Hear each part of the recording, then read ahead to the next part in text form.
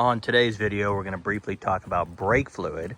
We're going to compare old brake fluid that, I've done a lot to this Jeep, but I know I've neglected the brake fluid, and that is on me. I don't even know what condition it's in. I can't remember. It's probably been 2 or 3 years since I popped the cap on the Reservoir.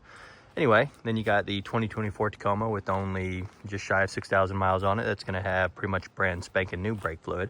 But let's talk about it. Brake fluid is hygroscopic. What does that mean? Hygroscopic is referring to something that picks up water.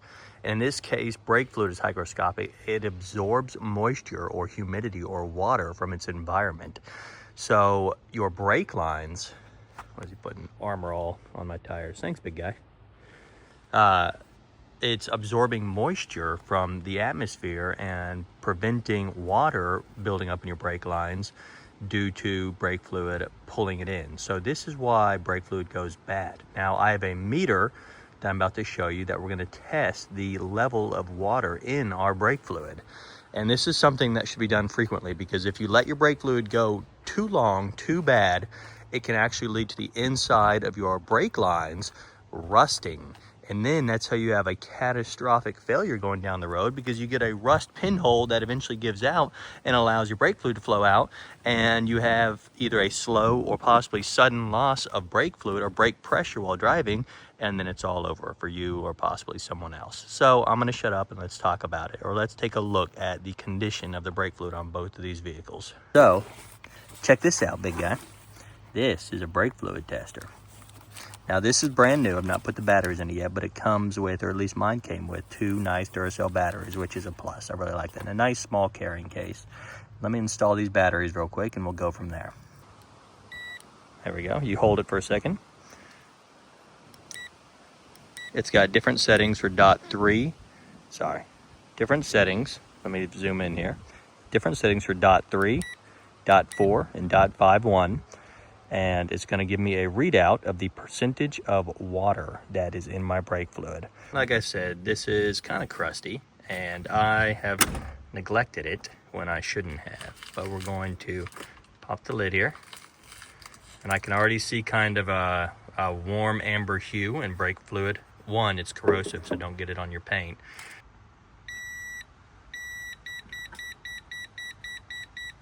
%, 3.94%.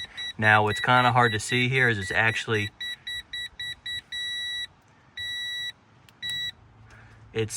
glowing red to let me know that there's way too much water in that brake fluid.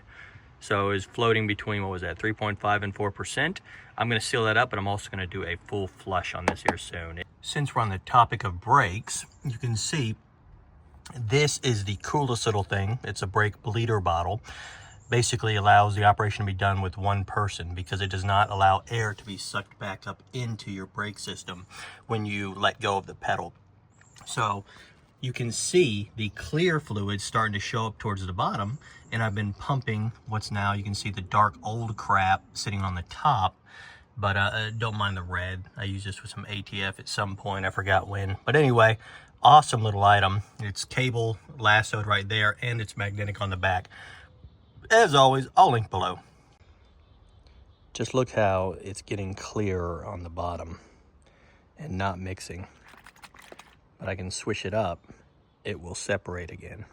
All right, here is the reservoir for the brake fluid on the current gen Tacoma. Very similar to previous gens, right in front of the driver area. And this is going to be from the factory .4. Now, does that make a difference to the meter at all? Probably not. Quite clean looking, little yellow hue from that yellow cap, but we are going to switch this. Oh, that's right, you hold it down. We're going to switch this to .4.